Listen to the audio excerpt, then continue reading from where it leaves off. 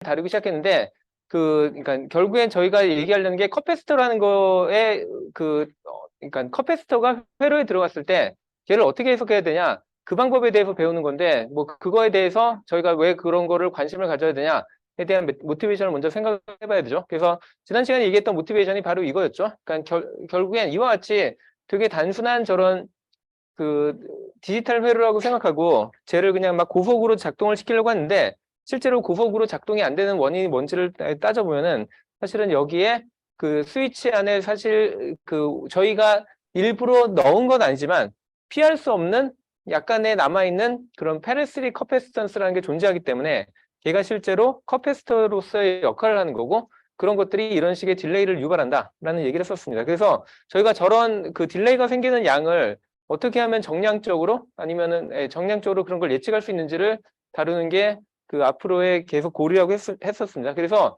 저희가 일단 그 컵패스터의 모델에 대해서는 간단하게 봤었죠. 그러니까 지난 시간에 뭐 컵패스터를 그러니까 컵패스터의 관계식을 뭐를 하나를 딱 그러니까 외워야 된다면 그러니까 예를 들면 저항 같은 경우에 저희가 오음의 법칙을 정확하게 외우고 있잖아요. 근데 그 저 같은 경우에 보통 커패시터 외우라고 하면은 그냥 제일 처음에 외우는 거는 그냥 이 첫 번째 식입니다. 그러니까 Q equal CV.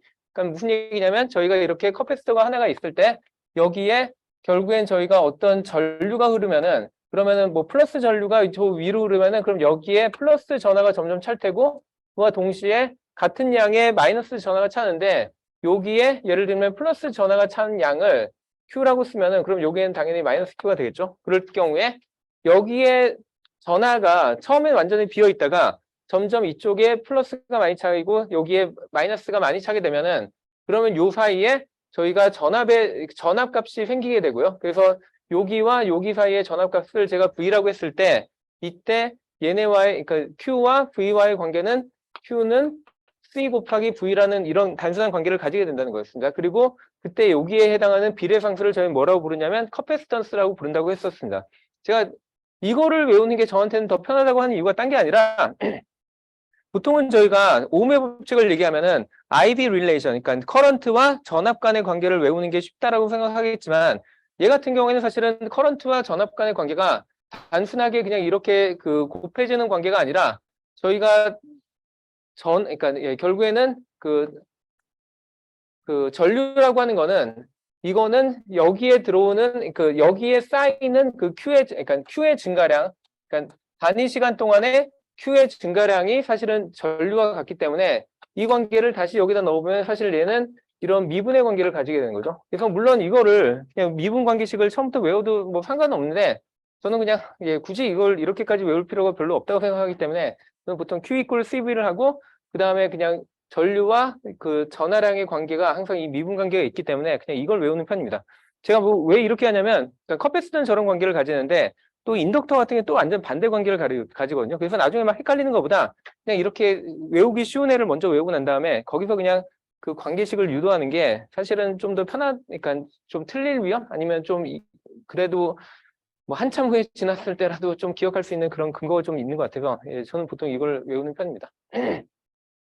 그래서 뭐 어느 걸 외우든 상관없어요. 그러니까 결국엔 이 관계를 알고 있으면 된다는 거죠. 그러니까 I랑 그 V 사이의 관계를. 그래서 이제는 실제 그 한번 회로들을 그러니까 이런 컵패스가 들어가 있는 회로를 한번 해석해 볼 예정인데 첫 번째 제가 예로 든 회로가 이런 회로를 가정을 하겠습니다. 그러니까 어떤 회로라냐면 제가 여기다가 그 볼티지 소스를 가하는데 일단 당장은 여기에 값을 제가 시간에 대한 어떤 그 함수라고 표현했지만 일단 이 값이 뭐 0볼트라든지 아니면 2볼트라든지 뭐 그런 식으로 딱 그 고정되어 있는 값을 가는 거를 일단은 생각할게요. 그 다음에 나중에 얘가 시간에 대해서 뭐 사이누소이드하게 바뀔 수도 있고 아니면 뭐 리니어하게 바뀔 수도 있고 뭐 그런 얘기도 할 텐데 일단 당장은 그냥 고정되어 있는 애로 생각을 하시고 그 다음에 여기에다 제가 회로를 다는데 여기에 이렇게 저항이 있고 그 다음에 여기에 저희가 이제 관심을 가지고 있는 이 커패시터를 단 이런 회로를 이제 해석을 해보도록 하겠습니다. 그러면은 뭐 그냥 여기를 제가 그라운드라고 가정을 하고 그럼 이제 저희가 해석을 하려면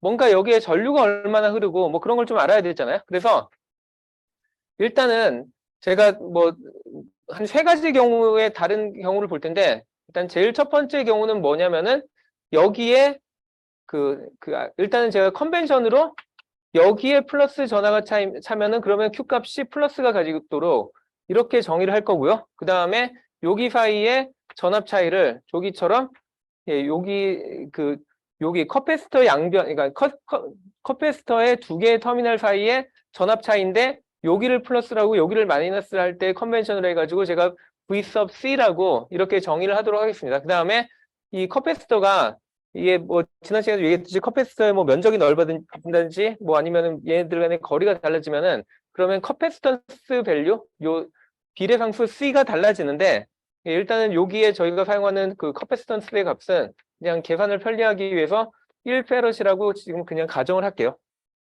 예, 그리고 아까 얘기했던 이런 관계가 결정되는 건, 그러니까 그러니까 여기서의 관계식은 만약에 여기에 페럿으로 뭐 예를 들면 2페럿이라고 주어지고 그다음에 요게 뭐 2볼트라고 하면은 그러면 그때 해당하는 그 전하량은 얘 두 개의 곱이니까 뭐 4가 될 테고, 그럴 경우에 저희가 사용하는 단위는 쿨롬입니다. 그래서 쿨롬이랑 그다음 볼티지는 저희가 앞에부터 많이 배웠었잖아요. 그래서 걔네들을 연결해주는 그 비례상수가 그냥 페럿이라고, 그러니까 비례상수의 단위가 페러드라고 그냥 생각하시면 됩니다. 예, 그래서 그냥 1페럿이라고 생각하면은 뭐 결국에 제가 여기가 몇 볼트면은 그것과 똑같은 값의 쿨롱이 여기 나타나겠죠. 그러니까 예를 들면 이게 2볼트가 됐다. 그럼 얘도 2쿨롱만큼 있는 거고, 뭐 1볼트가 됐다. 그럼 1쿨롱만큼 있다. 라는 그냥 그 상황을 지금 제가 가정을 한 겁니다. 계산의 편의를 위해서 약간.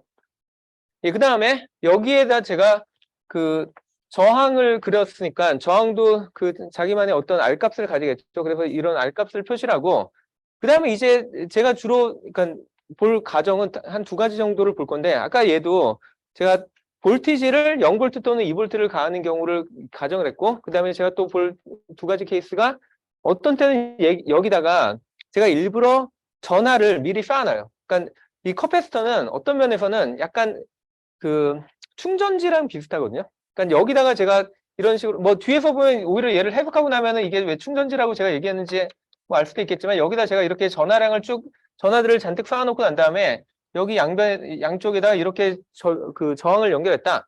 그러면은 이때부터 얘가 여기로 전류를 흘려주거든요. 그래서 언제까지 흐르냐면 여기에 엑스트라로 들어가 있는 플러스 전하가 다 빠져나가서 그냥 중성이 될 때까지. 그러면 여기에 플러스 전하가 다 빠져나온다는 얘기는 얘가 이쪽으로 가서 여기서 만나가지고 둘 다 서로 그러니까 서로 그 캔슬이 돼가지고 여기도 마찬가지로 중성이 된다는 거거든요. 그러면 이렇게 되면은 완전히 사라지니까 그 전까지는 여기에 계속 전류가 흐르고, 결국에 이런 게 일종의 그 충전지랑 비슷한 거죠. 제가 여기다 충전을 잔뜩 해놓고 딱 달으면 그러면 그때부터 여기에 뭐 전구를 달았으면 전구에서 불이 나올 거고, 뭐 LED를 달았으면 여기서 불이 나오다가 얘가 전화를 다 잃어버리면은 그러면 더 이상 안 하는 거예요. 그랬다가 다시 제가 여기다가 충전을 다시 시켜서 플러스 플러스 마이너스 마이너스를 해주면은 그럼 다시 걔가 여기에다가도 다시 그 전류를 공급할 수 있는 그런 그런 에너지의 소스라고 생각할 수 있으니까 일종의 충전지 비슷하긴 한데, 얘와 다른 점은, 그러니까 물론 얘는 충전지도 아니긴 하지만 얘 같은 경우에는 제가 뭐 어떤 특정한 시간 t에 몇 볼트를 내보내고 뭐 그 다음 시간 t에 몇 볼트를 내보내고 뭐 그런 식으로 결정한다면, 여기는 자기가 마음대로 결정하는 게 아니라 외부에서 넣어준 만큼만 그 정도의 에너지를 가지고 있다가 또 빠져나가면은 그만큼 그러니까 줄어드는 뭐 그런 식의 약간 패시브한 엘리먼트라고 보시면 되는 거죠.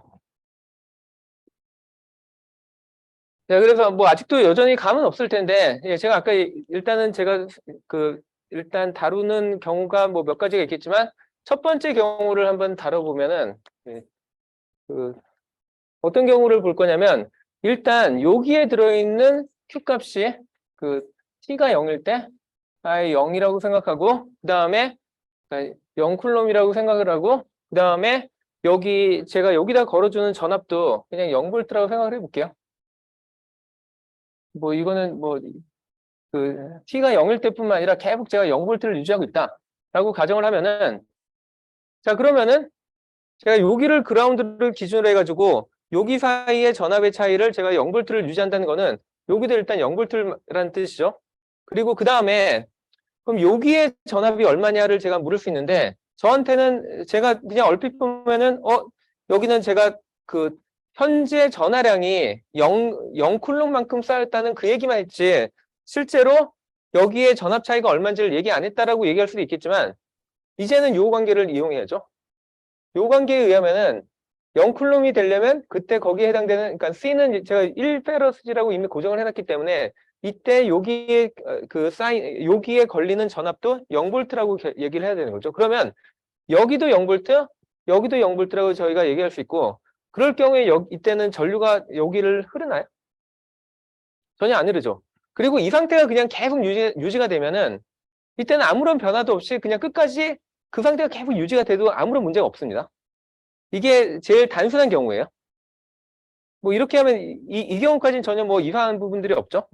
근데 이제 약간 다른 경우를 한번 생각해 볼 텐데, 그래서 두 번째 경우엔 제가 어떤 거를 가정하냐면,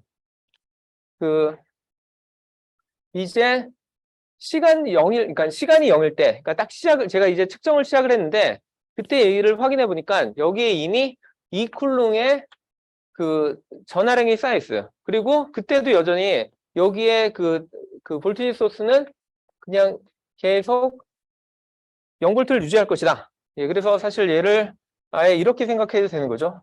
0볼트니까 그냥 쇼트를 한 것. 이런 상황을 생각하는데, 자, 이제는 아까랑 약간 상황이 달라졌습니다. 거의, 뭐, 아까도 제가 여기다 뭐 그려놓긴 했지만, 그때 0볼트였고, 지금도 0볼트니까 이쪽 전혀 변화 없고, 그 다음에 회로를 제가 전혀 변화시킨 게 없거든요. 다 유일하게 다른 거는, 여기에는 아까 처음에는 그냥 전화를 충전을 안 시켜놨고, 이제는 제가 여기다 충전을 시켜놨다. 예, 2쿨로만큼 충전을 시켜놨다. 그 차이만 있는 거예요. 자, 이 상태에서는 이제 얘기가 좀 달라져야 되는 게, 일단 여기에 전류가 어떻게 흐를지를 제가 예측을 해야 되는데, 여기에 전류가 얼만큼 흐를지를 예측하려면 여기 양변에 전압 차이가 얼만큼인지를 알아야 되죠. 근데 여전히 얘는 그라운드에 연결됐으니까 0볼트 맞죠? 그럼 여기에 몇 볼트인지를 예측을 해야 되는데, 여기는 몇 볼트가 돼야 될까, 이제는? 그러니까 저희가 가정이 지금 여기에 들어있는 차지의 양은 2쿨롱이다. 그리고 커패시턴스는 1페럿이다 라고 하면은 여기 사이에 현재 나타나야 되는 전압의 양은 얼마죠? 전압의 크기는? 2볼트가 나와야지 이 관계를 만족하는 거죠. 예, 2쿨롬이 나오려면 2볼트가 여기 나와야지. 예, 요게 지금 제가 1페럿이라고 이제 가정을 하고 있으니까. 예, 그래서 이제 여기에 2볼트가 걸리고 여기에 0볼트가 걸리면 여기에 전체적인 전압 차이는 얼마죠? 2볼트죠? 그러면은 이때부터는 전류가 흘러야 된다는 얘기죠. 그래서 저희가 앞으로 전류가 이쪽 방향으로 흐를 걸 알기 때문에 이 문제의 경우에는 제가 나중에 세 번째 케이스는 또 그 정의를 바꿀 거예요. 그래서 뭐 그냥 헷갈리지 마시고 일단은 요 두 번째 케이스 문제를 풀기 위해서 제가 좀 그냥 직관적으로 생각하기 위해서 일부러 이쪽 방향으로 전류가 흐르는 거를 플러스라고 잡을 거고, 그럼 저희가 항상 얘기하는 Associated Variable Convention에 따라서 여기다가 여기 사이의 전압 차이도 제가 여기를 플러스라고 여기를 마이너스라고 하는 V sub R을 제가 이렇게 정의를 할 겁니다. 여기 뭐 이것저것 너무 많아서 좀 복잡해 보일 수 있는데, 마이너스 플러스에 V sub R을 하고 그 다음에 얘의 값이 그냥 R이라고 제가 가정을 하는 거예요. 제가 무슨 얘기를 하려고 하는지는 전체적으로 이해가 되시죠? 자, 그 다음에 일단은 저항도 제가 그냥 계산을 편의를 위해서 그냥 1오음을 가정을 할게요. 자, 그러면 이제 저희가 저 문제를 풀어야 되는데, 이 문제를 어떻게 풀지, 이 문제가 그냥 되게 쉬운 문제처럼 보일 수도 있지만, 여기 2볼트고 여기 0볼트니까 그냥 여기에 제가 1오음을 걸었으면은 여기 그냥 2A 흐르겠네? 그럼 문제 다 된 거 아니야? 라고 생각하고 싶겠지만, 문제가 그렇게 단순하지 않다는 거죠. 왜냐면은, 한번 생각을 해보면은, 제가 일단은 여기에 걸려있는 전압, 요거를 V sub C라고 제가 쓸 거고요. 예, 시간에 따라서. 그리고 시간이 계속 변한다고 생각하고, 그 다음에 시간이 0일 때 제가 뭐라고 얘기했냐면, 일단 제가 시간이 0일 때 여기에 2쿨롱이 저장되어 있으니까 그때 나타나는 전압의 크기는 2볼트라는 걸 알죠. 그래서 이것까지는 제가 확신할 수 있어요. 시간이 0초일 때. 그리고 마찬가지로 그럴 경우에 이때 흐르는 전류의 양을 제가 한번 또 쓸 수가 있겠죠. 그래서 암페어로 이렇게 쓴다고 했을 때 지금 딱 보니까 얘가 0V, 2V 차이가 나니까 결국엔 이 값이 여기에 얼만큼을 흐를지를 결정해줘서 얘도 2가 흐를 것이다. 뭐 되게 쉬운 문제인데 왜 이러고 있냐? 라고 얘기할 수 있는데, 예, 그 다음에 진짜 쉬운지 한번 봐야죠. 예, 그 다음에 마지막으로 제가 보고 싶은 거는 여기에 남아있는 전하량이 시간에 따라서 어떻게 변하는지, 예, 이걸 한번 보겠다는 겁니다. 자, 제가 아까 처음에 초기 값이 얘도 그 2쿨롱 정도 있을 거라고 얘기했으니까 이만큼 있다고 가정을 하는 거예요. 자, 이제 문제가 생긴 게 뭐냐면 제가 아주 짧은 시간 동안 얘를 그냥 이 상태로 유지를 하면서 무슨 일이 벌어지는지 한번 그러니까 관찰을 한다고 하면은 한 0.1초 정도 지났어요.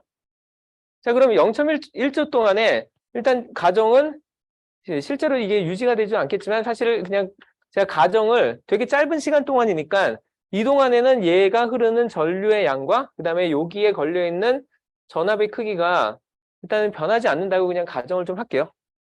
그런데 얘가 지금 여기서 이쪽 방향으로 2A가 막 흐르고 있잖아요. 근데 얘가 전류를 흐르게 하려면 결국엔 누가 희생을 해야 되냐면 Q가 그만큼의 여기 흐르는 전류를 대줘야 되거든요.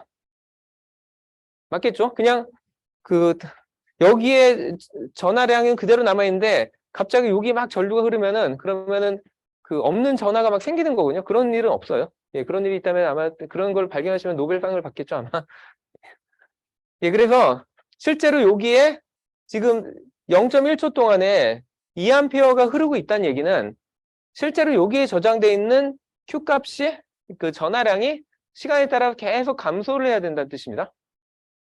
그러면 0.1초 동안 얼만큼 감소할지를 한번 생각을 해보면은 뭐 그냥 단순하게 그러니까 지금 제가 계산하는 게 아주 정확하게 계산하는 게 아니게 진짜 이걸 정확하게 계산하려면 미분을 해야 되는데 제가 아직 미분이 왜 여기 들어와야 되는지를 설명하려고 하는 과정이다 보니까 그러지 않고 그냥 간단하게만 그냥 직관적으로도 그냥 대충만 이렇게 설명해도 예, 여기에 문제가 이제 생긴다는 걸 보여주려고 하는 겁니다. 그래서 이거를 그 한 0.1초 동안 2A의 전류를 흘렸다면 그러면 저희는 원래는 여기 2쿨롬이 유지가 되려고 생각했지만 실제로는 델타 Q는 결국엔 뭐에 비례하냐면 전류의 양에 비례하고 그 다음에 전류와 그 다음에 시간의 곱이 그러니까 결국에 전류라는 게 전하량의 시간에 따른 변화잖아요. 그러니까 거꾸로 쓰면 이런 관계를 만들겠죠. 그리고 이때 흐르는 전류의 양이 2A니까 2A가 0.1초 동안 흘렀다면 그러면 전체 얘는 몇 쿨럼 정도가 줄어들어야 된다는 얘기죠. 그 시간 동안에.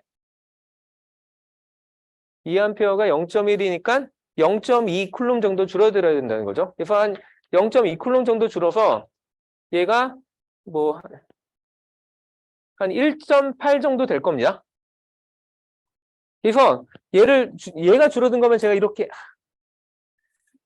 예, 이렇게 선으로 그어볼게요. 예, 이렇게 한 다음에 자 그러면 이제 그러니까 0.1초 지난 다음에 이제 그럼 다시 한번 얘를 돌아보자는 거예요. VC가 그럼 그동안에 2V를 유지할 수 있었겠냐? 사실은 못했죠. 왜냐하면은 아까 얘기했듯이 여기에 그러니까 얘가 가지고 있는 관계는 이 VC와 Q는 그냥 선형 관계거든요. 그러니까 얘가 그만큼 줄어들었다면 얘도 사실은 줄어들었던 거예요. 근데 일단은 그냥 잠깐 동안 그거를 무시하고 했던 것 뿐이고 그래서 여기까지 와서라도 이제라도 제대로 한번 잡아보려고 하면은 얘도 이제 1.8V 정도의 그 전압을 그다음부터는 계속 내보내겠죠. 맞죠? 이렇게 생각할 수 있죠? 그러면 이제 1.8V의 전압이 여기 걸렸고 여기는 0V니까 그럼 여기에 흐르는 전류는 어떻게 돼야 돼요? 얼만큼의 전류가 흘러야 되죠, 이제? 그러니까 0.1초 이후부터는 그러니까 물론 이렇게 계단식으로 되지도 않겠지만 뭐 정말 계단식으로 됐다라고 가정을 한다면 전압이 VC에 걸리는 전압이 1.8V면은 그럼 여기 1.8V, 여기 0V니까 저항이 1ohm일 때 여기 흐르는 전류는 얼마여야 된다? 1.8ohm이어야겠죠. 암페어야겠죠. 네. 그래서 얘가 다시 얘도 한 1.8A 정도 이렇게 줄어들 거예요. 자, 그러면은 다시 이제 그럼 그 와중에 Q 값이 어떻게 바뀌는지 또 따져봐야 되죠. 그러면은 1.8A의 전류가 0.1초 동안 흐른 거잖아요. 그럼 이때 여기에 줄어드는 양은 더 이상 0.2가 아니라 요 점이라고 했을 때 이제 얘는 0.18 쿨롬 정도만 줄어들어야겠죠. 그러면 얘가 이제 그 최종 값은 1.6이 아니라 1.6, 혹시 틀릴지 몰라서 적었는데 1.6이 그 쿨롬 정도로 최종 값이 돼야 되고, 그 얘기는 더 이상 원래 이 기울기가 유지되지 않고 기울기가 약간 더 완만해진다는 뜻입니다. 자, 그러면 이제 이 상태에서 다시 또 가봐야 되죠. 왜냐하면 얘들이 더 이상 독립적이지 않기 때문에 다시 여기 가봤더니 그럼 얘가 더 이상 1.8이 아니라 이제 이쯤 되면은 얘도 이제 1.62 정도가 될 거고, 그러면 다시 여기에 흐르는 전류가 얼마인지 따져보면 얘도 다시 1.62가 되어야겠죠. 그러면 이제 또 얘가 줄어드는 양이 얼마인지 따져보니까 0.162가 돼야 되는 거죠. 이런 식으로 시간이 계속 지남에 따라서 줄어드는 양이 계속 점점 줄어든다는 거예요. 이해가 되시나요? 예, 그래서 이거를 계속 저희가 플랫을 해보면은 이게 계속 이렇게 줄어드는데, 자, 그럼 첫 번째 질문은 이게 뭐 계속 줄어들긴 하는데 그 최종값이 얼마까지 줄어들까요? 얘가 마이너스까지 갈 수 있을까요? 왜냐면은 마이너스가 되기 전에 얘가 최종값이 0 근처까지 가면은 얘가 0이고 얘가 0이면은 여기에 전류가 어떻게 되죠? 0이죠. 그러니까 더 이상 안 가요. 그렇기 때문에 얘는 0 이하로 갈 리는 없어요. 그래서 얘는 최종값은 0에 수렴하고, 그다음 두 번째 질문은 0에 언제 수렴할까요, 이게? 얼만큼 지나면 수렴할까요? 뭐 수학적으로 정확하게 따진다면 무한대의 시간이 가야지 수렴합니다. 이게 마치 뭐죠? 뭐 제노의 역설 뭐 그런 것처럼 뭐 토끼랑 아니 뭐 화살을 쏘고 뭐 토끼가 어떻게 가는데 뭐의 절반씩 가고 뭐의 절반씩 가고 해봤자 끝까지 못 도달하는 그런 문제죠. 예, 그래서 원칙적으로는 그러니까 수학적으로 따지면 얘는 무한대의 시간이 흘러야지 0에 도달합니다. 근데 뭐 실질적으로 저희가 뭐 해석하고 그럴 때는 보통 얘는 저희가 보통 여기 처음에 했던 이 시간에 한 몇 배 정도 흐르면은 거의 0에 수렴했다고 저희는 보기 때문에 보통 그냥 해석은 그렇게 해버리는데, 뭐, 그러니까 정확하게 엄밀하게 따지자면은 뭐, 예, 그렇게 따져야 된다라는 얘기를 하는 거고요. 자, 그 다음에 혹시 어떤 값이 이렇게 줄어드는 그 함수를 저희는 보통 뭐라고 부르죠? 모르나요? 처음 보나요? 처음 보면 안 되는데. 뭐 예를 들면 제가 뭐 2의 마이너스 뭐 t라고 했다. 예, 그러면 얘는 뭐 다르게 쓰면은 2의 t 승분의 1이잖아요. 시간이 점점 커짐에 따라서 얘는 어떻게 되죠? 점점 0에 이렇게 0으로 가죠. 그러니까 t가 무한대가 점점 커지면 얘가 점점 분모가 커져가지고 거의 0에 수렴하죠. 그래서 이런 함수를 보통 저희는 뭐라고 그러죠? 지수함수라고 그러죠. exponential function. 네. 그래서 저희가 일반적으로 이렇게 생긴 그러니까 이렇게 생긴 회로에서 여기에 저장되어 있는 이런 전하량은 시간에 따라서 익스포넨셜 함수로 이렇게 감소하게 됩니다. 그리고 그렇기 때문에 저희가 이걸 해석을 미분 방정식을 가지지 않고는 정확한 해석을 못 하는 거예요.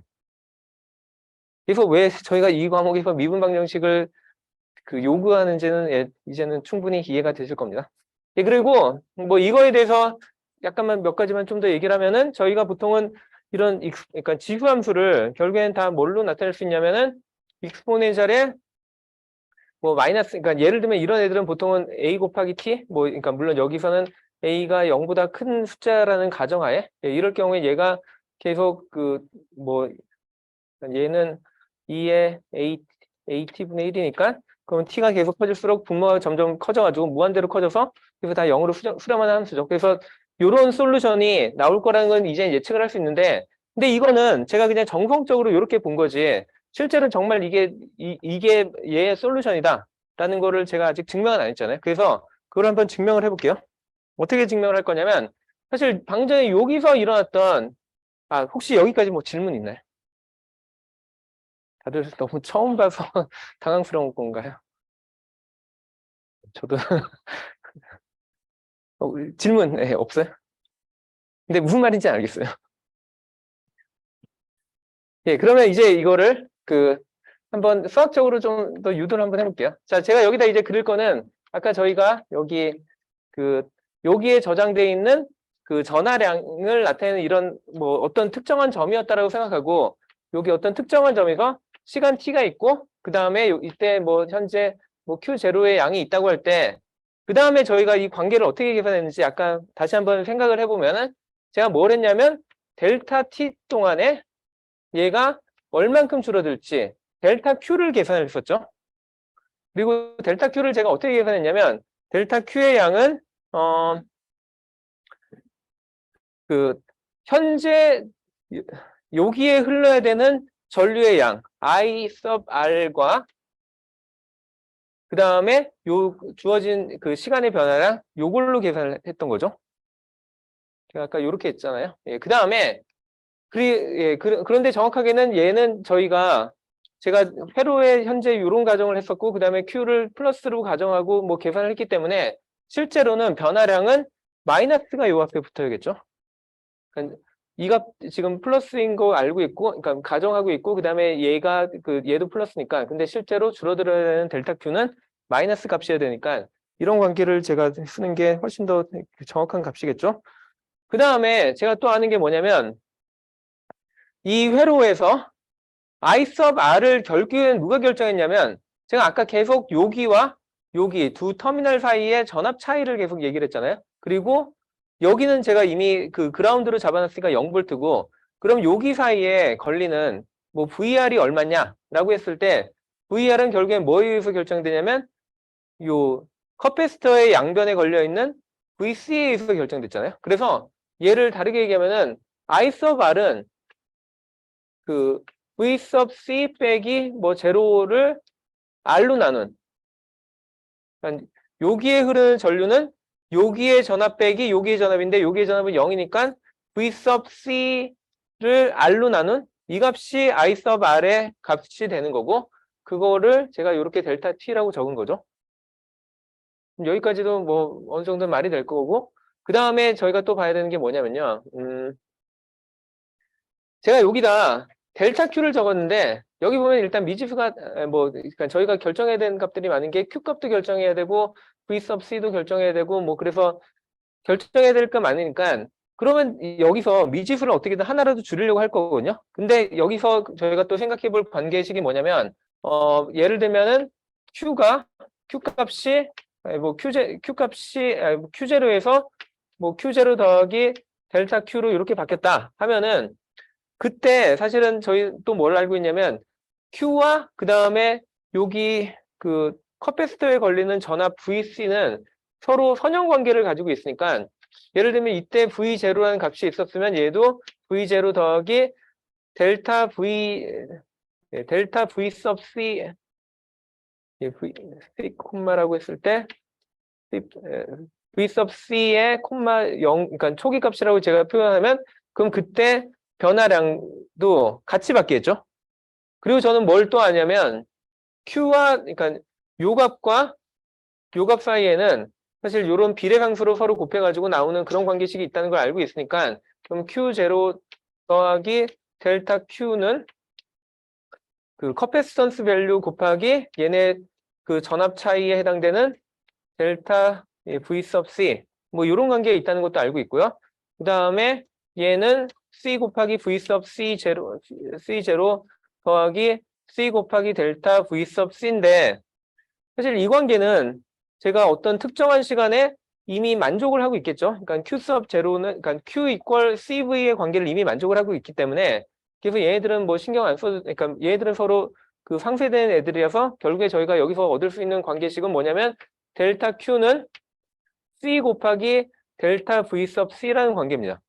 뭐 제가 뭐 어렵게 막 유도한 것 같지만 그냥 원래 그 Q와 V 간에는 Q 이퀄 CV라는 관계가 존재했기 때문에 당연히 델타 Q의 변화량에 대해서도 거기에 해당되는 델타 V sub C가 있겠죠.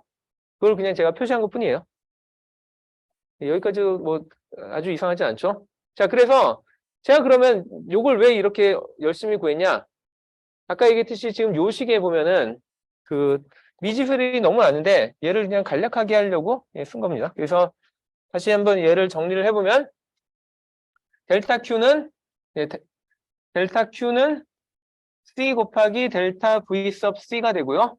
근데 여기서 제가 그 유도한 관계가 마이너스 V sub C 오버 R 곱하기 델타 T 이런 관계를 제가 한 거죠. 그래서 이제 얘네를 여기로 옮기면은 그럼 이건 C 곱하기 델타 V sub C 델타 T가 되고 이제 이게 마이너스 V sub C의 R분의 V sub C 이렇게 되는 거죠.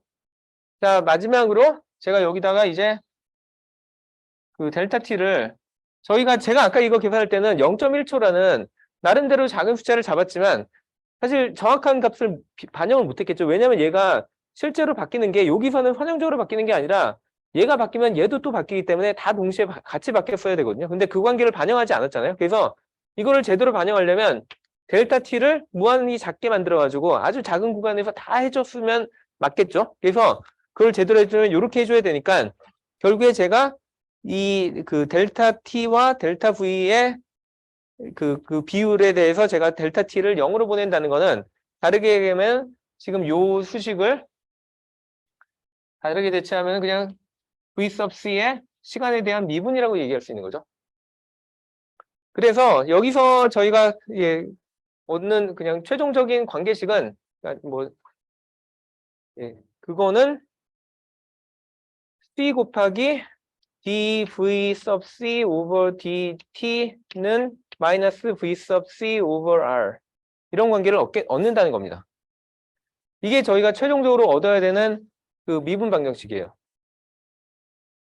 물론 근데 제가 지금 여기서는 그러니까 저희가 그나마 이해할 수 있는 이 과정을 거치느라고 그래서 이렇게 이 미분 방정식 하나 구하는데 되게 많은 과정을 거쳤는데 뒤에서는 그냥 이거를 그 회로 하나만 보면은 금방 찾을 수 있는 방법은 그러니까 방법도 아니고 뭐 하여간 그거는 뒤에서 다시 한번 설명할 예정입니다. 근데 일단은 이렇게 생긴 애를 찾을 때 그러니까 예를 들면 이런 회로의 경우에 그 만족해야 되는 방정식의 조건은 요거라는 거죠. 그래서 쟤를 다시 한번 써보면은 양변에 일단 R을 곱해가지고 보통은 이런 식으로 많이 만들긴 하고요. RC 곱하기 D V sub C over DT는 마이너스 V sub C 아니면은 얘도 아예 그냥 그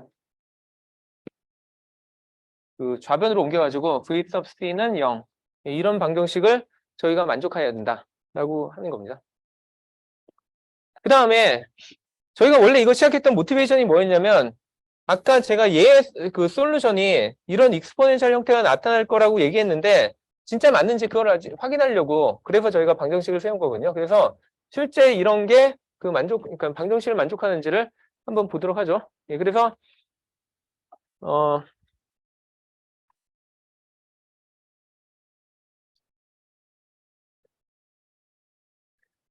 제가 여기에 그러니까 보통 저희가 그러니까 그러니까 이 방정식을 저희가 풀 때 이거를 집어넣어도 되는데 일반적으로 사람들이 제일 많이 쓰는 표기법은 뭐냐면 우리가 지금 아직 솔루션이 정확하게 모르는 상황에서 얘가 얼마인지는 모르겠지만 일단은 얘가 익스포넨셜의 ST와 같은 이런 익스포넨셜 함수를 띌 것이다 라는 가정을 할 수 있고 그거는 아까도 얘기했듯이 저희가 이 형태를 보니까 아마도 익스포넨셜 펑션을 가질 것 같아가지고 그래서 제가 그냥 요러한 솔루션의 형태를 먼저 가정을 하고 이거가 진짜로 만족되는지를 확인하는 겁니다.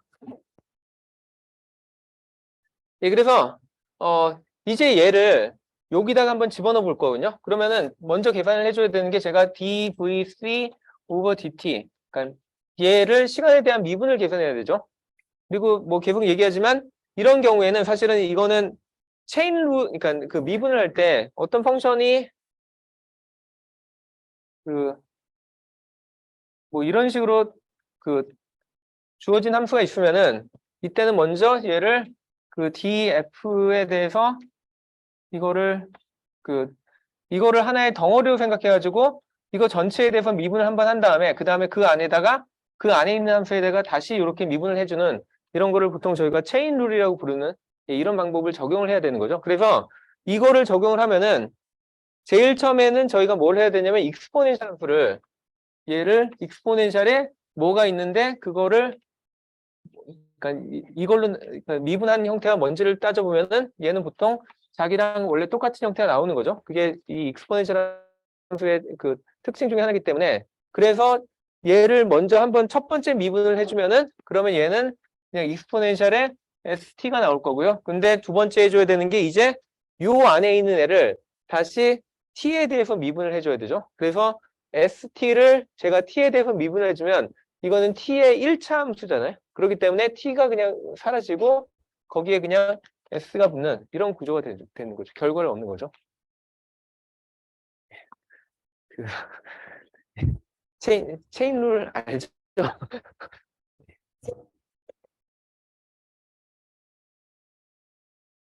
예, 그래서 이거를 이제 얻은 다음에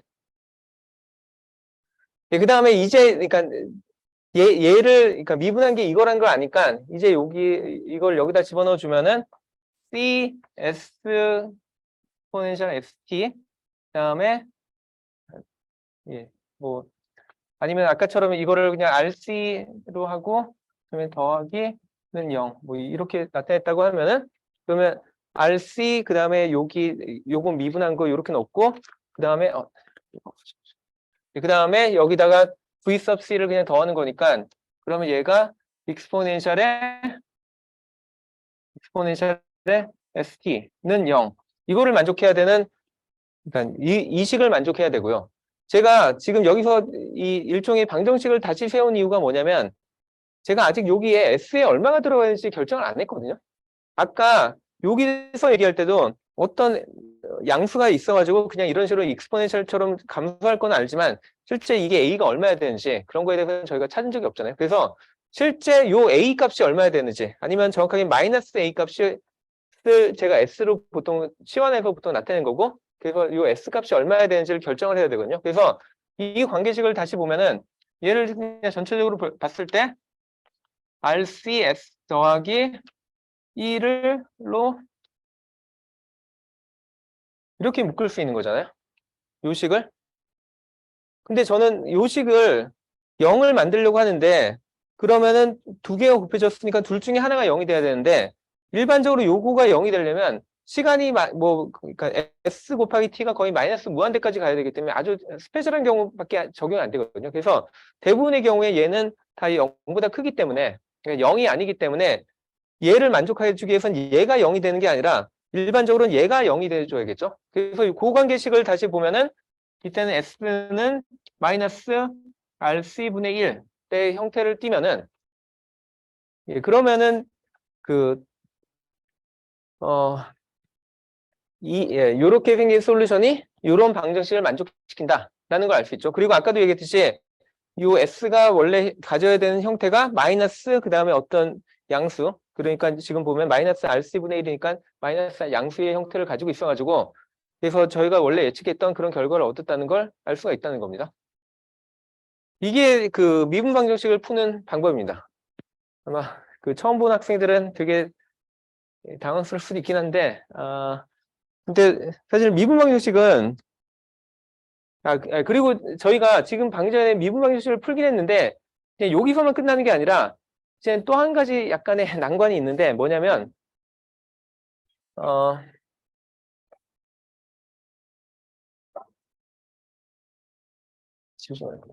네. 방금 전에 제가 지준식을 다시 한번 적어보면 그러니까 얘가 지금 뭘 풀려고 했냐면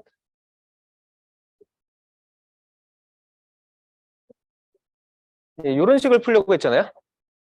근데 제가 그러면 여기서 지금 얻은 그런 결과들을 가지고 뭐 예를 들면 그럼 솔루션 뭐 이렇게 나왔으니까 아마 V sub C는 익스포넨셜의 마이너스 예, 익스포넨셜의 마이너스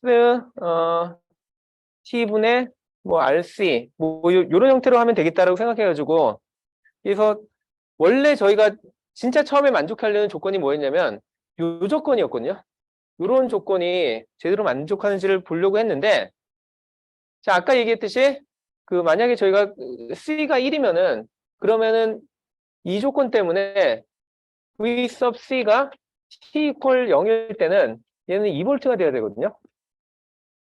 근데 제가 여기다가 얘가 얘랑 같다라고 생각하고 여기다 그 0을 넣어보면은 익스포넨셜의 마이너스 0승이니까 얼마죠? 1이죠. 그러니까 안 맞잖아요. 그럼 이것도 저희가 뭔가 잘못 푼 것처럼 보이잖아요.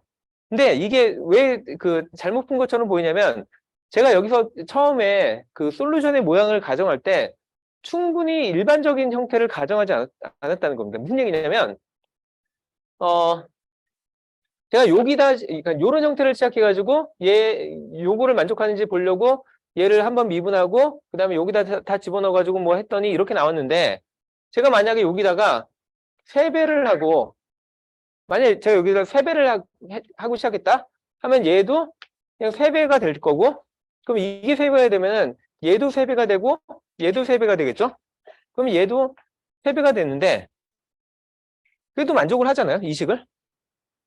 그러니까 사실 여기서 요것만 맞추는 게 아니라 사실은 그러니까 얘도 임의의 값을 좀 가질 수는 있었거든요. 근데 제가 이거를 그냥 처음에 좀 이해하기 쉽게 하려고 그냥 익스포넨셜 요거로 그냥 딱 가정을 해버렸기 때문에 방금 전에 얘가 그 저희가 맞지 않는 솔루션을 구한 것처럼 봤지만 사실은 이 값이 그 뭐 3이 돼도 만족을 하고 5가 돼도 만족하고 뭐 7이 돼도 만족하고 뭐 마이너스 100일 때도 계속 요 방정식은 만족을 하게 돼 있습니다. 요 형태를 보면은. 그래서 저희는 아직은 이게 얼마나 될지 모르기 때문에 그냥 미지수로 그냥 A를 두는 거예요. 그러면은 얘를 A를 두고 여기다가도 A를 하고 여기다가도 A를 해서 다 계산을 해보면은 얘도 당연히 그러니까 요 솔루션 자체가 요걸 만족하니까 요거 자체가 일반적인 솔루션이 되고요. 그럼 이제 이 A 값을 어떻게 결정하냐?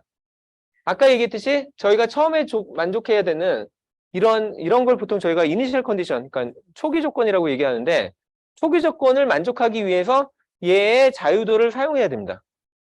그러니까 제가 이렇게 해놓은 거는 아직까지는 A를 결정 안 했기 때문에 저한테 자유도가 있는 거거든요. 근데 그 자유도가 결국엔 뭐에 의해서 결정이 돼야 되냐면 초기 값에 의해서.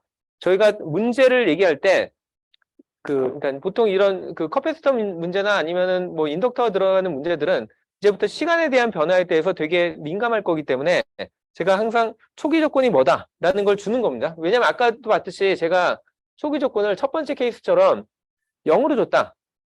그럼 아무 일도 안 일어나잖아요. 그러니까 똑같은 회로인데도 불구하고 다른 일이 벌어진 거는 초기 조건이 달랐기 때문에 제가 준 조건이. 그래서 초기 조건이 그러니까 주어진 초기 조건을 만족하기 위해서 얘를 얼마를 결정하냐? 그거는 저희가 일단 일반적인 솔루션의 형태를 먼저 찾은 다음에 그 다음에 초기 조건을 만족하는 그 관계식을 세워가지고 얘네들의 값을 결정합니다.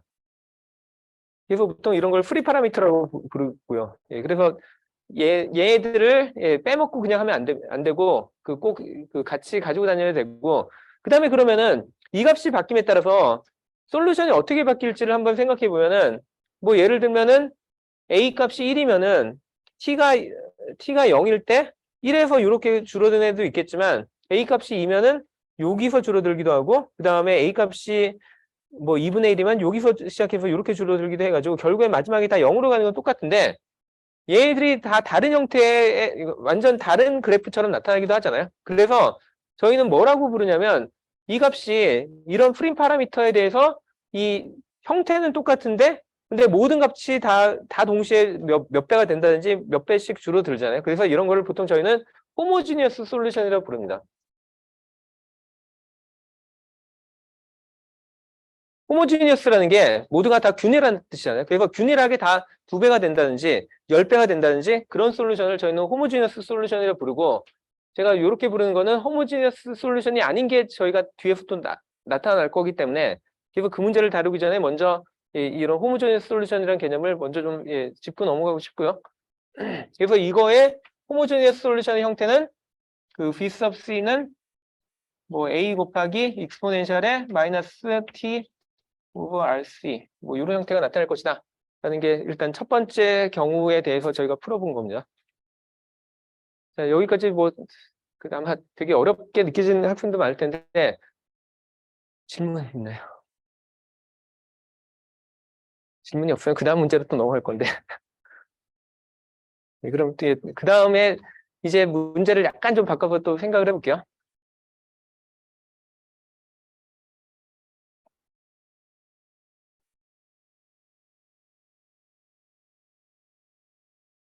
이제 세 번째 경우는 제가 뭘 볼 거냐면 아까는 저희가 여기서 시작할 때 여기에 그러니까 제가 v sub i를 시간이 바뀌더라도 이거의 값을 계속 0V를 유지할 것처럼 해가지고 여기에 그냥 원래 있었던 그 전압 소스를 지워버렸는데 이제는 얘가 0이 아니라 계속 2V를 유지한다라고 그런 식으로 가정을 해볼게요.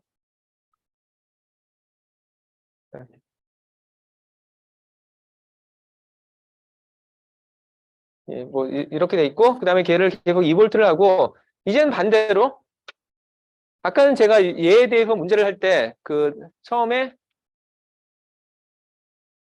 요 두 번째 경우에는 제가 여기에다 일부러 충전을 먼저 시켜놓은 얘기를 했었잖아요. 그리고 제가, 그러니까 방금 전에 무슨 일이 벌어진지 그냥 다시 한번 약간만 다시 얘기를 해보면, 아까 제가 여기를 0으로 했을 때, 그러니까 두 번째 케이스를 방금 전에 했던 걸 다시 보면은 여기를 0으로 했을 때, 제가 여기를 그러니까 이 콜럼만큼 충전을 해놓은 다음에 여기다가 저항을 달아놨더니 얘가 이쪽으로 그러니까 전류를 다 공급해가지고 에너지를 다 잃어버리고 그리고 완전히 바닥이 나면은 그럼 그 다음에 딱 멈추는 거죠. 그러니까 마치 우리가 충전하는 거랑 똑같은 충전지를 해놓고 열심히 써서 다 방전시킨 거랑 똑같은 상황이죠. 이제는 그거의 완전 반대 경우. 얘가 완전히 방전이 돼 있는 상태에서 제가 여기다가 이제 2V의 전압을 가했을 때 얘가 어떻게 되는지 뭐 그냥 직관적으로 생각하면 충전이 돼야겠죠. 그러면 충전이 어떻게 되는지를 시간에 따라 한번 보자는 겁니다. 그래서 제가 이제 가정하는 초기 조건은 시간이 그러니까 0초일 때 얘가 0쿨롬으로 되고 대신에 여기다가 제가 이제 전압을 2V를 딱 가해줄 거예요. 그러면 저희는 뭐 그냥 대충만 생각해봐도 여기가 비어있는 그러니까 여기에 0쿨롬인데 제가 여기다 2V를 가했으면은 전류가 왼쪽으로 흘러야 될까요? 오른쪽으로 흘러야 될까요? 오른쪽으로 아마 흐르겠죠. 그래서 뭐 물론 제가 이 컨벤션을 그대로 써도 상관없는데 뭐 그러면은 저도 약간 직관적으로 생각할 때 좀 약간 헷갈리니까 뭐 저런 문제 풀 때는 저는 그냥 선호하는 방향은 이쪽을 이제 I sub R이라고 가정을 하고 그 다음에 제가 여기를 이제 이쪽 방향으로 흐르는 걸 얘기했으니까 Associative Variable Convention에 의해서 여기를 플러스 여기를 마이너스로 잡는 게 좀 더 직관적으로 보기가 쉽다는 겁니다. 그래서 제가 이렇게 그냥 바꾼 것 뿐이에요. 자, 그 다음에, 그러면 이제 아까 했던 그런 어널리시스를 다시 한번 또 반복을 해줘야 되는데, 그러면 아까랑 약간 비슷하게 생각해 볼 수 있겠죠. 제일 먼저 하는 거는, 일단, 제가 뭐를 가져왔냐면, V sub I. 얘는 시간에 따라, 요 옆에다 제가 할게요. V sub I는 시간에 따라서 바뀌지 않고 그냥 일정하게 계속 유지할 거예요. 그래서 시간이 이렇게 되는데, 이거는 제가 외부에서 가해주는 볼티지 소스이기 때문에 제가 그냥 저렇게 2V 딱 고정해 놓으면은 끝까지 그냥 2V가 나와야 되죠. 그게 볼티지 소스의 역할이니까. 그래서 계속 2V가 유지될 거고, 그 다음에 이제 우리가 보려고 하는 게 여기 아까처럼 커패시터에 양변에 걸려 있는 전압의 양이 어떻게 되는지 그거를 또 볼 수 있겠죠. 그래서 얘를 생각해 보면은 아까 처음에 제가 뭐라고 얘기했냐면 얘 초기 값이 Q 값을 제가 타임이 0일 때 0쿨럼을 잡겠다고 했잖아요. 그러면은 계속 다시 Q 이퀄 CV 이 관계 때문에 V가 0이면은 Q가 0이면은 그때 여기에 걸려 있는 V 값도 0이어야 되죠. 그래서 0초일 때는 V sub C는 0V입니다. 무슨 말인지 알겠죠? 그러니까 Q를 제가 지금 아까 얘기했던 게 지금 제가 보려는 게 여기 완전 방전이 된 상태에서 여기다 제가 충전기를 갖다 댔을 때 그러니까 볼티지 소스를 갖다 댔을 때 얘가 충전되는 얘기를 해야 되니까 처음엔 당연히 여기에 전압이 안 보이겠죠? 전압이 0이어야 되죠? 방전됐으니까. 그래서 일단 여기가 되는 거고, 그 다음에 이제 제가 뭘 계산하고 싶냐면, 실제로 그럼 여기에 흐르는 전류의 양이 얼마인지, 그거를 계산하고 싶으니까, 이제 여기 사이에 전압 차이를 계산을 해야 되죠. 해야 되죠. 그래서 그거를 V sub R이라고 제가 정의를 했으니까, V sub R이 시간에 따라 어떻게 바뀌는지를 얘도 한번 플롯을 해보면은, 일단 0초일 때는 V sub R은 결국엔 얘 빼기 얘잖아요. 그러니까 그 V sub I 여기랑 여기 사이의 전압 차이인데 얘는 항상 2V로 고정됐고 얘가 지금 0V니까 얘는 일단은 2V가 나오겠죠.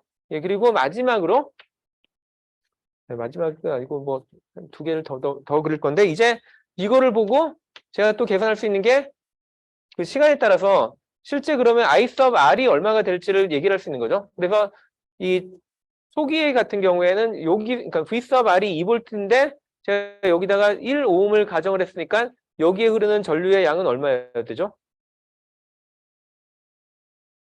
2A여야 되죠. 2V가 1ohm 양변에 걸렸으니까. 예, 그래서 2A가 흐를 거고 일단은 제가 저 흐르는 전류의 양은 그러니까 그러니까 뭐 0.1초 정도 아까처럼 마찬가지로 한 0.1초 동안에는 변하지 않는다라고 가정을 할게요. 그다음에 마지막으로 이제 그러면 실제로 이 커패시터에 쌓이는 전하량의 시간의 변화를 제가 보고 싶은 거죠. 그래서 Q의 시간에 대한 변화를 보고 싶은데 일단은 0초에서는 제가 그 초기 조건을 0쿨룸이라고 했으니까 여기서 시작을 할 거예요. 그런데 이제 이만큼의 전류가 계속 흐르고 있잖아요. 그래서 여기서 전류가 흘러서 여기에 계속 전하를 쌓아주고 있는 거죠. 그렇게 되면은 이제 얘는 증가를 해야 되는데 그럼 0.1초 동안에 만약에 계속 일정한 2A가 흘렀다. 0.1초 동안에. 그럼 얘는 얼만큼 늘어나야 되죠? 0.2쿨룸 정도 늘어나야겠죠. 예, 그래서 0.2만큼이 여기에 처음에 잡힐 겁니다. 그러니까 0.2초 동안에 0.2초가 지나면 0.2쿨룸이 잡히게 되고요. 자, 그러면은 이제 다시 또 얘기를 시작해야 되는 게 그 0.1초 지났더니 원래는 얘랑 정확하게 일치를 해야 되는데 일단 제가 그냥 가정을 이동안이 그냥 0.2만큼이 그냥 선형적으로 늘었다고 가정을 하고 그동안엔 그냥 얘가 일단은 그냥 유지가 됐다고 가정을 할게요. 그러다가 이제 0.1초 지나니까 보니까 얘가 0.2 쿨럼 정도 들어왔으니까 여기에 전압도 이제는 0.2V가 되겠죠. 그래서 뭐 한 0.2V 정도가 될 거고 그러면은 이제 다시 그리고 여기서는 아까 여기 동안에 그냥 계속 2V가 유지가 됐다고 가정을 했기 때문에 제가 여기에 2A가 계속 흘렀다고 얘기할 수 있는데 이제 더 이상 그 V sub R에 여기 양변에 걸리는 전압의 차이는 2V가 안 되죠. 왜냐하면 여기는 2V, 이 점에서는 여전히 2V인데 이 점에서는 이제 전압이 0.2V가 됐기 때문에 여기 사이의 전압 차이는 2V가 아니라 1.8V가 되겠죠. 그래서 여기는 1.8V가 되고 얘가 1.8V가 됐다는 얘기는 다시 여기에 흐르는 전류의 양도 1.8A가 될 거고 그러면 다시 얘가 늘어날 수 있는 양이 그 다음 0.1초 동안에는 0.2만큼 늘어나는 게 아니라 0.18만큼만 늘어나겠죠. 그러면 다시 또 이제 이게 뭐 한 0.38 정도 돼가지고 그럼 0.38이 여기 늘었으니까 얘도 전압이 이제 다시 뭐 0.38까지 올라갈 거고 그러면 그 여기 V sub R은 얘와 얘의 차이니까 그러면 뭐 또 줄어드니까 1.62V 정도 될 거고 그럼 얘도 또 흐르는 전압의 양이 뭐 전류의 양이 1.62 정도 되니까 그럼 얘가 또 증가하는 양이 0.18도 안 되고 뭐 0.16 정도 0.162 정도만 증가되고 이런 식으로 되는 거죠. 그래서 얘도 이제 보면은 그 이게 계속 선형적으로 느는 게 아니라 이렇게 약간 꺾입니다. 기울기가. 자, 그러면은 이제 여기서도 또 질문할 수 있는 게 얘가 그럼 최종적인 값은 어디까지 갈까요? 그러니까 사실 얘랑 얘는 비례한다고 보면 되니까 이 값이 어디까지 가면은 멈출까요? 2V. 예, 여기에 지금 전류가 흐르는 이유는 얘가 2V인데 얘가 2V가 아니기 때문에 그래서 전류가 흐르기 시작했잖아요. 근데 이제 꽉 찼어요. 차면 이제 멈춰야죠. 그러니까 더 이상 2V 이상은 안 갈 거예요. 그리고 최종 값은 2V인데 얘도 여전히 익스포넨셜 함수기 때문에 뭐 수학적으로 정확하게 따지면 2V에 달하는 시점은 무한대 시간이 지나야 되지만 뭐 근데 아까 얘기했듯이 뭐 충분히 지나면 보통 저희는 그냥 도달했다고 보통은 그 가정을 해버리고 문제를 풉니다. 그리고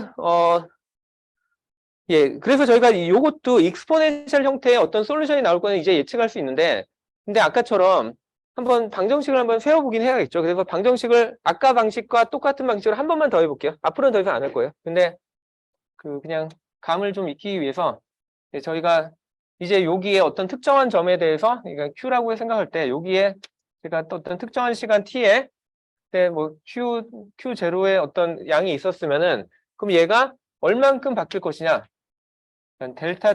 델타 T 동안에 얼만큼 델타 Q가 바뀔 것이냐를 이제 따져봐야겠죠. 그래서 아까와 거의 유사한 방향으로 생각해 본다면 델타 Q는 이제는 여기에 흐르는 전류의 양 I sub R과 델타 T의 곱으로 나타날 거고 이제 I sub R은 뭐에 의해서 결정됐냐면 아까 VI 빼기 V sub C였죠. 그래서 V sub I 빼기 V sub C에 얘를 저항으로 나눠준 값이 I sub R인 거죠. 그래서 요거 곱하기 델타 T가 된 거고요. 그리고 아까와 마찬가지로 제가 뭘 해줄 수 있냐면 얘를 양변으로 나눠주면은 델타 Q 나누기 델타 T가 되는데 아까 보면은 저희가 델타 Q는 얘가 아까 보면은 C 곱하기 델타 V sub C랑 같았죠. 그래서 얘를 다르게 써보면 C 곱하기 델타 V sub C 나누기 델타 T가 될 거고요. 이제 여기다 전체 다 제가 리밋을 델타 T를 0으로 보내는 걸 할 거고 그러면 얘는 결국에는 C 곱하기 dv sub C 오버 dt의 형태로 갈 거고요. 그 다음에 제가 지금 요거를 만들어낸 게 요식에서 만들어냈으니까 요식을 여기로 넘기는 거니까 그러면 이 우변에는 v sub I 빼기 v sub C 오버 R과 같은 이런 형태의 방정식을 제가 얻게 되는 거죠. 예, 그래서 지금 저희가 그러니까 이 세 번째 경우에 얻은 방정식을 다시 한번 정리를 해보면 얘를 아까 얘랑 거의 유사하게 제가 만들 거예요. 그러면은 양변에다가 R을 곱하면은 그럼 RC 그 다음에 dv sub C over dt가 되는 거고 그러면 이제 여기서 v sub C는 제가 왼쪽으로 넘겨가지고 더하기 v sub C가 되는데 근데 v sub I는 일단은 제가 오른쪽에 그냥 여전히 남겨놓을게요. 그래서 제가 그러니까 세 번째 경우에는 제가 얻은 수식이 이러한 수식이 됐고 그거랑 아까 제가 두 번째 경우에 얻은 수식을 비교해보면 그러니까 이렇게 약간 좀 차이가 나죠. 자, 그래서 저희가 이거를 약간은 다르게 뭐 해석은 하는데 뭐 사실은 이 식의 특수한 경우인 게 아까 제가 얘가 왜 여기가 0이 되는지 다시 살펴보면은 제가 V sub I를 그냥 0V라고 잡았었거든요. 그래서 얘가 0이 된 거지 사실은 이것도 그냥 V sub I라고 그냥 해석해도 그러니까 사실 그 똑같은 문제를 여러 번 풀 필요 없이 사실은 한 번에 다 풀었어도 상관은 없었습니다. 그리고 이럴 경우에 이 솔루션이 어떻게 되는지를 한번 풀어보긴 해야 되는데 이거를 풀기 전에 제가 좀 더 일반적인 수식으로 한번 하나만 더 해보면은 제가 방금 전에는 막 계속 좀 물리적으로 얘가 얼마큼 흐르고 막 그런 식으로 따지고 해가지고 방정식을 세웠는데 앞으로는 그렇게 할 필요 없이 그냥 이렇게 회로가 딱 주어지면은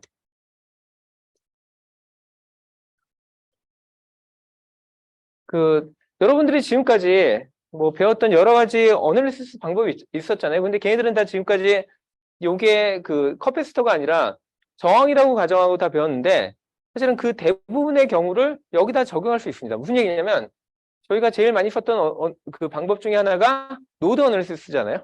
근데 노드 어널리시스 저희가 어떻게 했는지 기억을 해보면 제일 처음에 하는 게 이렇게 여러 개의 컴포넌트가 있을 때 그 중에 하나를 먼저 그라운드로 잡고 그 다음에 여기에 전압을 제가 V sub i라고 하니까 여기에 V sub i도 알고 있고 유일하게 제가 모르는 노드가 여기잖아요.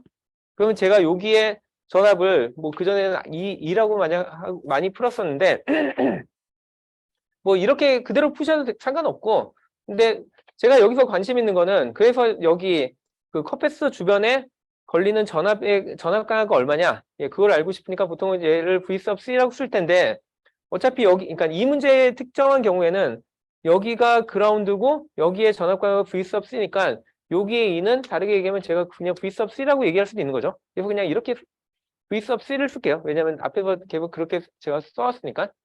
이렇게 하면은 제가 노드 어널리시스 한다는 게 딴 게 아니라 여기서 제가 아직 모르는 게 요 노드밖에 없잖아요. 그러면 요 노드에 대해서 저희가 뭘 적용하면 되는 거죠? 무슨 룰을?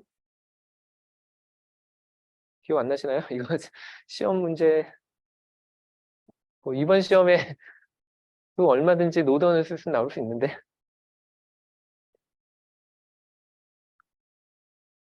노드 어널리시스 하는 방법이 처음에 하나를 그라운드를 잡고 그다음에 나머지 언노운 그러니까 모르는 노드 빨리 레이블링 한 다음에 각각의 모르는 노드들마다 KCL을 적용하는 거죠. 그러니까 키르호프의 전류의 법칙. 그리고 키르호프의 전류의 법칙은 요 노드를부터 밖으로 나가는 모든 애들의 모든 전류의 합을 그냥 합이 0이 된다라는 게 그냥 KCL을 적는 방법이죠. 그래서 여기서 이쪽으로 나가는 전류의 크기를 제가 그 수직으로 나타내면 어떻게 되죠? V sub C 빼기 V sub I를 저항으로 나눠준 게, 예, 이게 여기로 가는 전류의 크기죠. 그 다음에 여기로 나가는 전류의 크기를 제가 적어야 되는데, 일단은 제가 아직은 뭔지 모른다고 생각하고 그냥 이렇게 적을게요. 이렇게 적으면 되죠. 근데 그러면 이렇게 하면은 제가 미지수가 너무 많잖아요. V sub C도 알아야 되고, I sub C도 알아야 되는데, 근데 제가 뭘 보고 있냐면 사실은 I sub C는 V sub C와 이런 관계를 가진다는 걸 알고 있잖아요. 그렇기 때문에 그 커패시터에 흐르는 전류는 커패시터 양변에 걸려있는 전압을 시간에 대해서 미분한 다음에 그 앞에 C를 곱하는 저걸로 생각하면 되는 거죠. 그래서 얘가 C 곱하기 V sub C over V sub T over DT 이렇게 되잖아요. 그래서 요거를 제가 이렇게 그냥 다시 치환해서 써보면은 C 곱하기 dVC over dt인데 이거 양변에다가 R 그러니까 이제 다 R 그냥 곱해서 더하기 하면은 그럼 이 식이랑 그냥 똑같은 거잖아요. 그래서 그냥 저렇게 쉽게 구할 수 있는 거죠. 아까처럼 막 어렵게 막 이 그래프 그려보고 막 그거 계산하고 하고 있을 필요 없이 그냥 수식으로만 하나 딱 구할 수 있잖아요. 그래서 앞으로는 이렇게만 구하겠습니다. 예. 그리고 이게 뭐 계속 얘기했지만 저희가 보통 뭐 질문이 계속 있던데 그 시험 범위가 누적이냐 아니냐 얘기를 하고 뭐 그러면 옛날 거 나오냐 마냐 뭐 질문들이 많은데 뭐 예를 들면 저희가 그 예전에 했던 범위에 대해서 그쪽 관련돼서 막 그냥 복잡한 그런 문제를 보통은 내진 않겠죠. 제가 뭐 변태가 아닌 이상. 예. 보통은 새로운 내용에 대해서 하는데 새로운 내용을 풀려다 보면은 앞에서 내가 배웠던 내용들이 무조건 사용되기 때문에 그거는 무조건 알고 있어야 됩니다. 그것까지도 나오는데 뭐 뭐라고 하는 거는 그거는 여러분들이 좀 과한 거고. 예. 그래서 예. 예, 뭐 그 정도의 그 누적을 저희는 할 수밖에 없기 때문에 예, 그거는 그냥 감안을 하시라는 거 뜻이고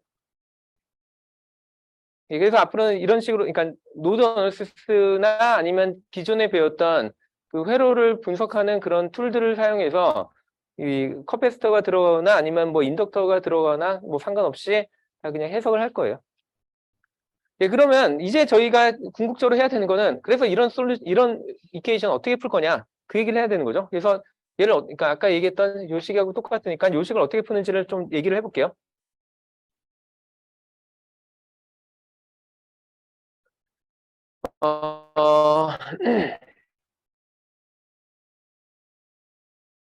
저희가 보통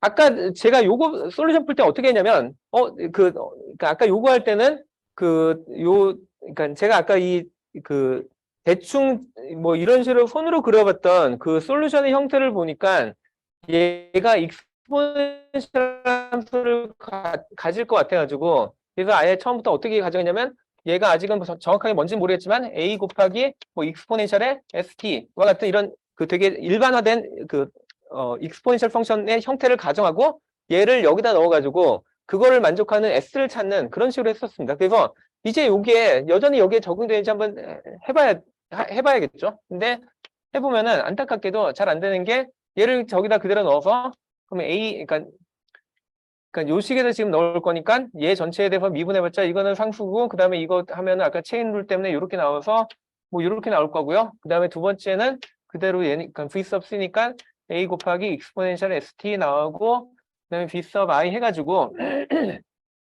아까처럼 거의 비슷하게 하려고 하다 보니 a 곱하기 rc s 더하기 1 하고 exponential의 st 하고 v sub i인데, 저는 뭘 알고 있냐면 v sub i 얘는 뭐 예를 들면 2V라고 제가 계속 가정했잖아요. 그래서 이런 식을 만족해야 되는데, 아까는 어떻게 하면 됐냐면 요것만 0으로 만들면 됐었죠. s는 마이너스 rc분의 1 하면은 요게 0이 됐으니까 0이 다 됐는데, 지금은 이게 수식이 만족이 되나요? 안 되죠.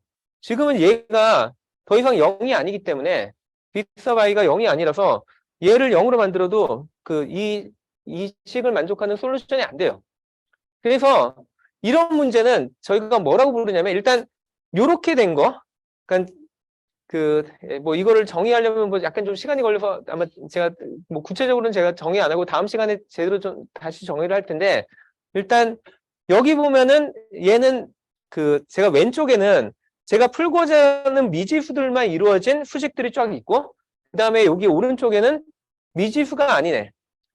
b sub i는 얘는 미지수가 아니라 제가 여기서 결정하는 값이거든요. 제가 0V, 2V 알아서 결정한 거죠. 그래서 얘는 미지수는 아니고 알려져 있는 값이에요. 2V라고.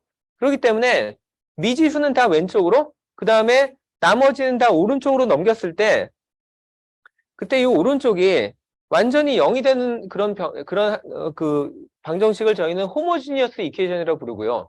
그 다음에 이렇게 안 되는 애를 그냥 넌 호모지니어스 이퀘이션으로 부릅니다.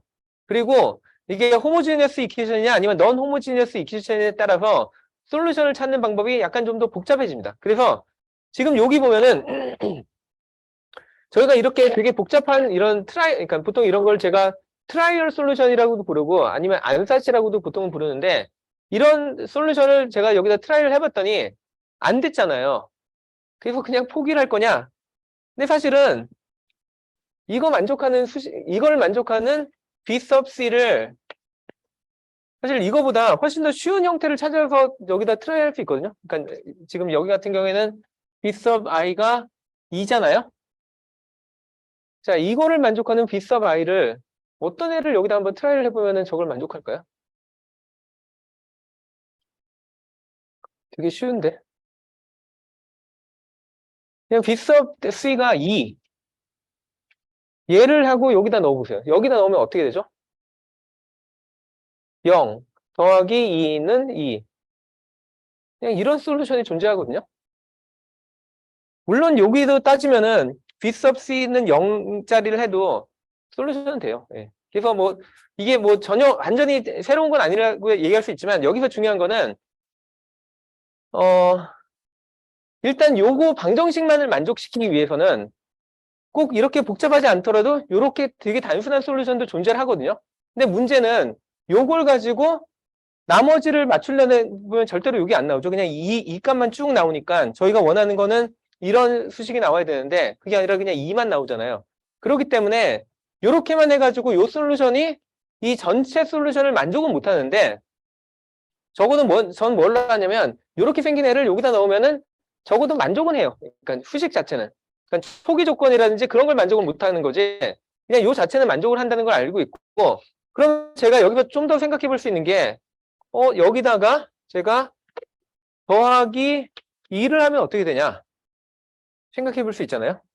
트라이얼 솔루션인데 여기다 제가 방금 전에 찾았던 2를 더해주면은, 그러면 아주 놀랍게도 얘에 대해서 미분해봤자 요거 나오고, 그 다음에 얘 그대로 넣으면 여기에 플러스 2가 되기 때문에, 그럼 v sub i가 2면은 그럼 얘가 양변을 동시에 만족해주는 형태가 돼서 그냥 0이 되니까 서로가 만족되죠. 자, 그래서 이렇게 저희가 찾아내는 솔루션을 뭐라고 부르냐면 이런 걸 파티큘러 솔루션이라고 부릅니다. 저희가 보통 파티큘러라고 하면은 뭐 특별한 뭐 어떤 거를 얘기하잖아요. 근데 특별하다고 얘기할 수 있지만 다르게 해석하면은 그냥 one of them이라고 해석할 수도 있거든요. 그러니까 여기서 말하는 거는 사실은 이 식을 만족할 수 있는 솔루션의 형태가 무한히 많아요. 왜 제가 지금 무한이라고 얘기하냐면 A 값을 제가 마음대로 다른 값을 넣는다 하더라도 지금 이 솔루션은 여전히 만족을 하잖아요. 그래서 그러니까 얘를 만족할 수 있는 무한히 많은 솔루션들이 존재하는데 그 중에 제가 하나를 그냥 찾아냈던 게 뭐였냐면 얘를 0으로 했을 때 얻은 이 2라는 값이에요. 하지만 그것도 하나의 파티큘러 솔루션이라고 부르지만 예를 들면 제가 요거를 그냥 1로 잡은 얘도 파티큘러 솔루션이 되고요. 마이너스 2를 잡은 얘도 파티큘러 솔루션이 됩니다. 그래서 파티큘러 솔루션은 일단은 여기에 non homogeneous 이퀘이션이 주어졌는데 걔를 만족해주는 아무 솔루션이나 다 파티큘러 솔루션이 돼요. 그러면 저는 얘를 어떻게 나중에 풀냐면 뭐 다음 시간에 좀 더 구체적으로 그러니까 좀 더 체계적으로 얘기하겠지만 먼저 파티큘러 솔루션 하나 찾고 그 다음에 호모지니어스 솔루션 하나 찾은 다음에 얘네들의 썸을 해요. 그러면은 그 썸으로 만드는 다 파티큘러 솔루션이 되거든요. 그럼 그게 가장 제너럴한 어떤 솔루션 형태가 되는 거고 그 다음에 마지막에 이 값을 그 초기 조건들에 맞춰가지고 잡으면은 그럼 그게 전체 주어진 문제의 이게 풀 솔루션이 됩니다. 뭐 대충 감만 일단은 가지시고 다음 시간에 제가 좀 더 몇 가지 예를 계속하면서 그거에 대한 구체적인 예를 들도록 하겠습니다.